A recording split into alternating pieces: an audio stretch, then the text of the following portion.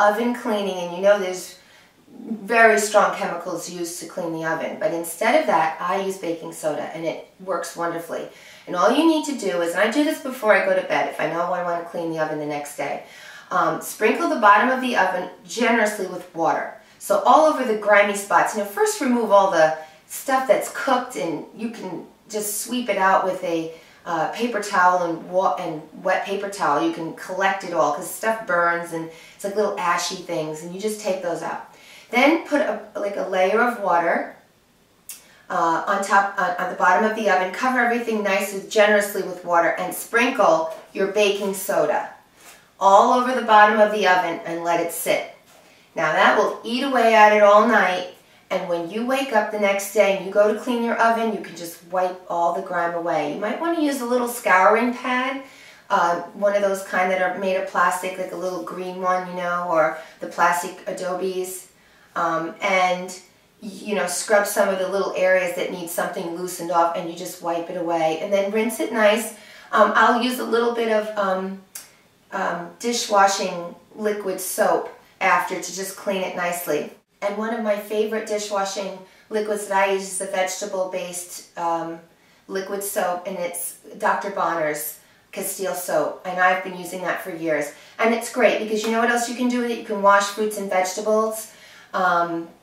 Like if you have an apple with the waxy film on it, I have a little vegetable scrubber. I just put a little bit of that soap on my apple and I scrub it, or squash, or anything else that you want to wash.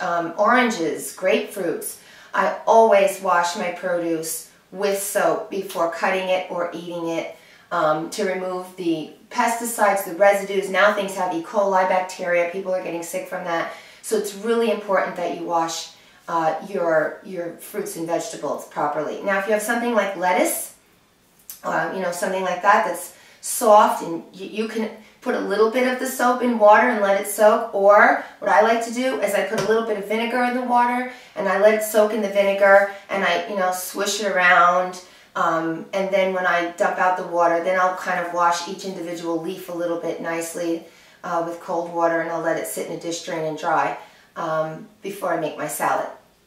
So there's some tips for you there on so many uses for vinegar, baking soda. Again, get the Dr. Bronner's vegetable liquid soap. It's terrific. It's pure. It's great for washing dishes, or anytime you need a soap. You want it to just clean something with a soap. It's a very, very natural soap to use. Now the other thing that I think makes a lot of smell in your house and things that you breathe in that you may not want to is furniture polish. When you dust. And I have a great recipe for you, and it's going to be using olive oil and vinegar again. And all you do is you take get another spray bottle, and you're going to label it your furniture polish.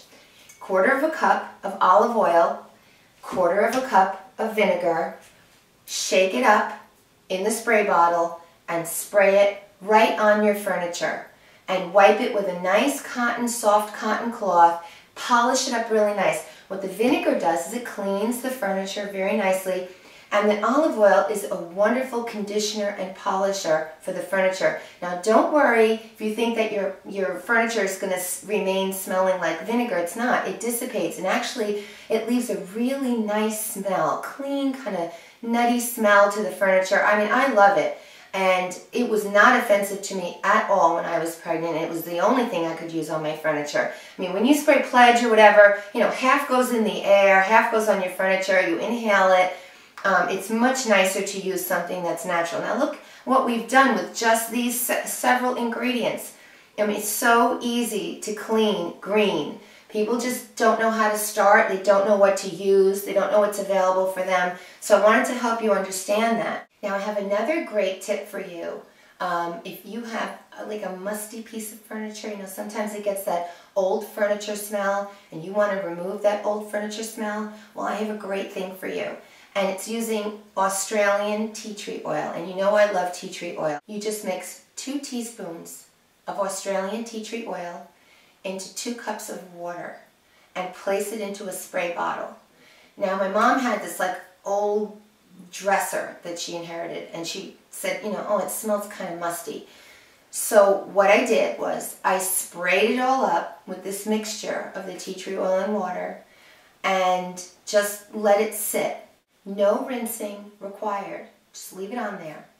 And within a few days, the tea tree oil just evaporates, so it's not going to smell like tea tree oil forever. But the furniture, musty odor completely gone. And of course, tea tree oil is actually an immune booster when you smell it. So just having the fragrant tea tree oil around is actually not a bad thing for you.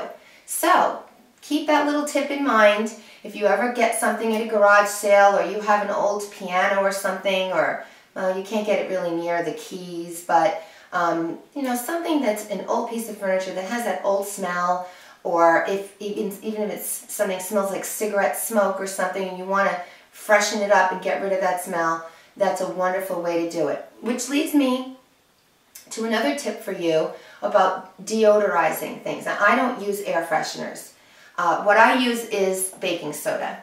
I don't like to just breathe in all that air freshener because, you know, between chemicals you use in your house and air deodorizers and things like that, you know, you're putting a lot of things into the air of your home, especially in the winter. Like I said, you can't open the windows. So what I do is any place that I need some deodorizing, I put a box of baking soda and it works wonderfully. Kitty litter does the same thing. You can use bowls of vinegar throughout your home. That is a great odor absorber. But baking soda, tried and true, always works. Place it in your refrigerator, place it in your closets, and you can also sprinkle it on your carpets. It's great for deodorizing your carpet. So just sprinkle it on before you vacuum. Let it sit for a while. Again, I do these things when I wake up in the morning if I'm going to be vacuuming and everybody's out of the house. I sprinkle the carpets with the baking soda, and then I'll come back and vacuum it all up. And everything smells fresh and clean and lovely. If you like a little bit of a smell, you can just crumple some herbs in there that you like to smell, and you'll have a little fragrant type of thing that's natural for you. And one last thing about baking soda. You can use baking soda to clean out your drain. And what you would do is you would pour half a cup of baking soda down your drain, and you would follow it with 3 cups of boiling water. Now let that sit. You can hear some bubbling and some noise. It's doing its thing. And just leave it there. And then after a period of maybe 15-20 minutes, however long you want to do, rinse it down with very hot tap water. It's great for cleaning out your drain. You can also use a combination of vinegar and baking soda. Just take half a cup of baking soda, half a cup of vinegar, and pour it down your drain. And you're going to hear lots of bubbling and, you know, foaming. Just let it be, let it sit, wait 20 minutes, and then just, again, rinse it down with hot tap water.